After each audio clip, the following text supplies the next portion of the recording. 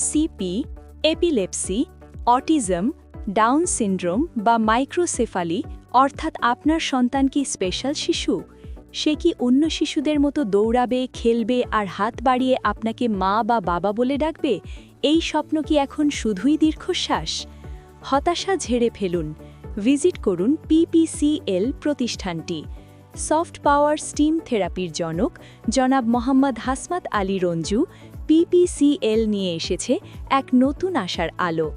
আল্লাহর রহমতে আমাদের বিশেষায়িত চিকিৎসায় বিশেষ চাহিদা সম্পন্ন শিশুটিও ফিরে পেতে পারে একটি সুন্দর ও স্বাভাবিক জীবন।